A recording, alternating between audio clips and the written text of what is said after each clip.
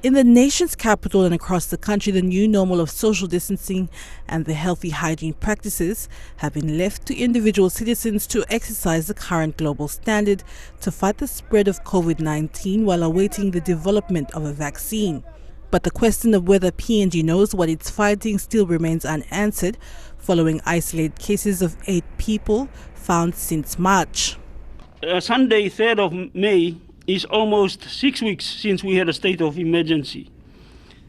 And the second interesting point is that this is about 2 weeks now, day 13, since we had our last person who was confirmed as positive.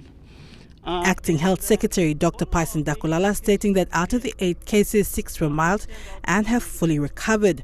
From the 8, no community transmission has been recorded, with surveillance and testings of persons of interest ongoing in various places in the country. There are 8 confirmed cases that we have had, and in the last 2 weeks, we haven't had any new cases yet, although we've been doing testings.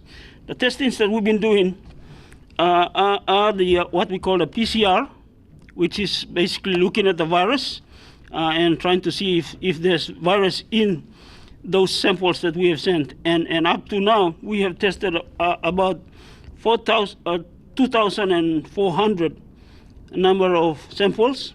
And out of that is what I just told you. We've been able to only confirm the 8. The World Health Organization office in PNG is expected to release a statement on PNG's COVID-19 response this week. Meanwhile, so far, 2,400 people have been tested for COVID-19. The bulk of the testing in Port Moresby after an essential worker working in Knock 19 Centre tested positive.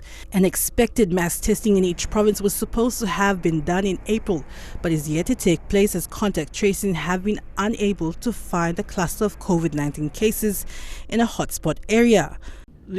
Our scientific and medical community has come on board, and through their discussions we've gone on to do further testings, and we are now going into what we call the antibody testing as well as the PCR or the virus testing. So this antibody testing will enable us to see if the infection has gone into our community. And so that testing has already been started. We've done the testing in NCD as a start. Australian High Commission in a media statement stating that 6,000 universal test mediums and 15,000 gene expert testing equipments procured under the joint funding from Australia, New Zealand and Pacific Island Health Officers Association arrived in country last Friday. The test kits and gene expert testing equipments needed for the provincial mass testing to allow not only for the government but for the country on how far COVID-19 has reached in our communities. Adelaide Sirks Kari, National, MTV News.